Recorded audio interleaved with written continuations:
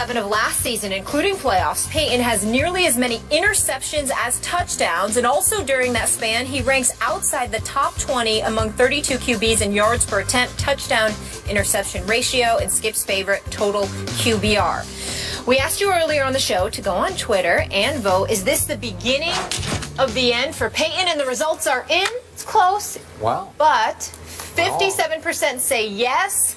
42.9 say no. Mark Schlereth is here, former Bronco. We need your answer to this question. Okay. Is this the beginning of the end of Peyton? I should hope so. It's 18 years in the league, right? I mean, at some point it's got to be over. Listen, it's not. I ended up coaching over there during the course of spring training, or during the course of, obviously, of training camp. Yeah. And so Gary Kubiak asked me just to come and be an extra set of eyes, and so I spent a lot of time over there.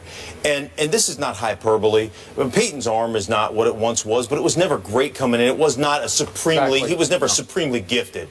I saw him throw the ball better this training camp than I've ever seen him throw the ball in the last 3 years I've been hanging out there. That doesn't mean that, you know, he had some miracle elixir and he's fine now. He still has his issues. He still has to throw with anticipation. He's got to be an anticipatory thrower. He's got to have all those things. The real issue here with the Denver Broncos is you're basically amalgamating two separate offenses together. What Peyton Manning has done his entire career, the entirety of his career has been from the line of scrimmage, out of shotgun, essentially orchestrating what play we're going to get into and throwing the ball, and then trying to get into Gary Kubiak's zone run system off of play action. And what you saw was what you saw was an offense that really basically acquiesced to what Peyton wanted to do. I think out of the 70-some-odd plays, over 40, almost 50 of them were out of shotgun.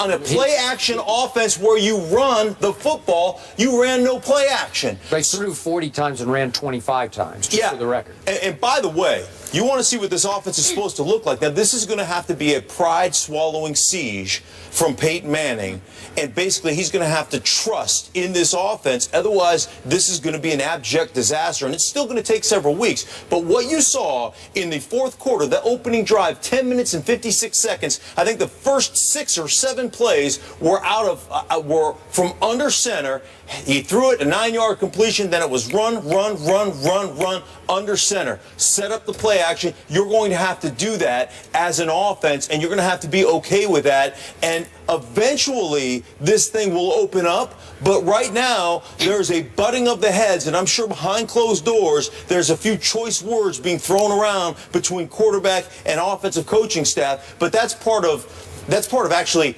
healthy football relations inside a facility to get those things ironed out and figured out. Okay, Stephen A. brought this up as we opened the show, your very point, and we went back and forth about it. But are you saying that Peyton is under orders not to check out of as many runs under Kubiak? That'll be part of it. Yeah, there'll be.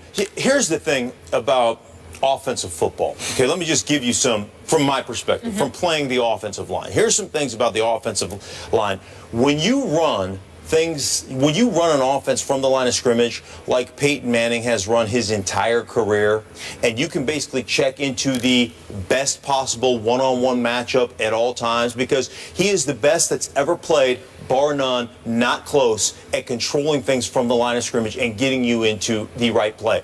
But just because you can do that does not mean that that's the best thing for your offense over the entirety of 4 quarters and over the entirety of a football season. Sometimes you have to relish and understand the beauty of a nasty 2-yard run where snot bubbles are flying and guys are on the ground and legs are getting cut. You've got to understand what that does to a defense, and that's really hard for a guy like Peyton Manning to say, wait a minute, I'm giving up a 2-yard run and I got one-on-one with DT on the outside that I could throw it to. Sure. And you have to be able to come to grips with that, because it's the best thing for the entire offense. For me as an offensive lineman, I understand getting into a no-huddle situation where the quarterback occasionally is calling plays from the line of scrimmage. Okay, I get that. But over the course of 4 quarters, it makes me play on my heels. Man, I want to come up on first sound and say, I don't care if it's an 8-man box. We're going to dictate to you guys on the defensive side. You walk up there and you say, sit down. and you just go, and you come off the ball, and you play some smash mouth, and you try to pummel people and shorten people's necks, and then the play action stuff and the deep crossing routes and the tight end stuff that they have in that offense will open up. But they played that entire game, the first 3 quarters from shotgun, and it eliminates 50-60% of your run plays out of shotgun. It just is not. To me, this is Gary Kubiak. This is Gary Kubiak basically saying to your quarterback, you know, we're going to acquiesce a little bit here. We're going to, we're going to pamper you along a little bit. And listen, you want to compile stats or do you want to win a championship? That's what you have to ask yourself, because that's where they are. They have a championship defense in Denver. Get in here. So I guess I'm trying to ask you, Mark Schlereth, are you saying that Kubiak is more right than Peyton Manning in terms of the desired approach to what this team should be doing moving forward? Absolutely, 100%.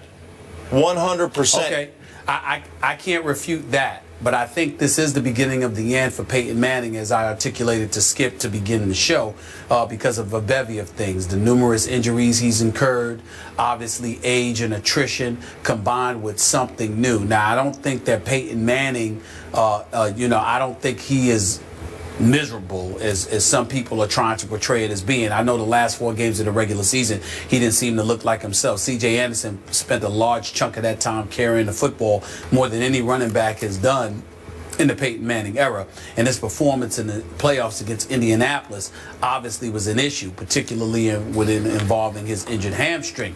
But then when you come into this season and you put forth those pedestrian numbers, which is definitely pedestrian for Peyton Manning, I think you have to wonder, how much does he want to do this, or how much longer does he want to do this?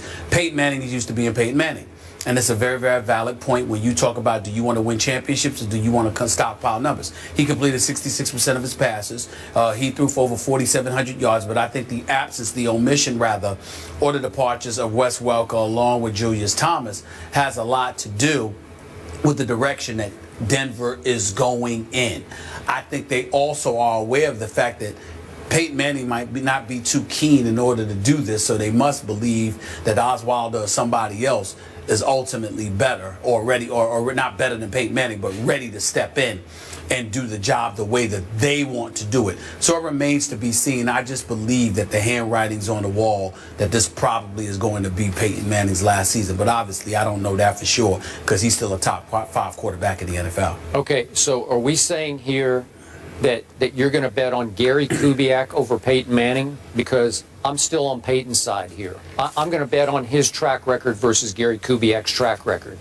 And I get where you're coming from, but Peyton has been so successful for so long, and you said that some of the arm strength had returned during the summer.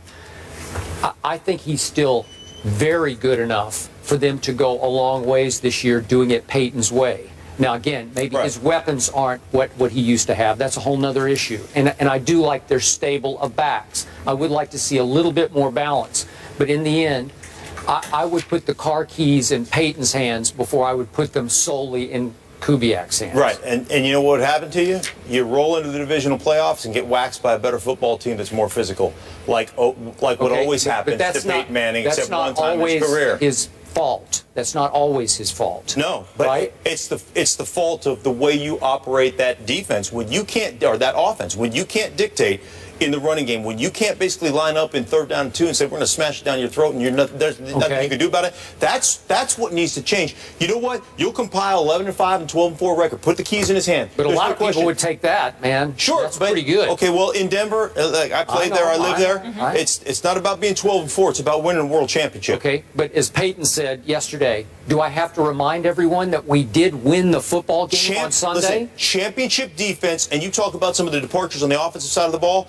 Defensively, this team is legit, and I mean as good as there is in this league. And then the other thing they've done, bolster the depth on that whole team from a special team standpoint. This team can flat out win with those 2/3 phases of the game. Did they not beat a very good football team, a physical football team at home on a team that has beaten them in the playoffs? And I think they gave up 173 total yards or something of that nature. Guys, great conversation. Mark, your perspective was excellent. Thank you so much. I appreciate it. My pleasure. Always good to be with you, fellas. But we do have to go to break.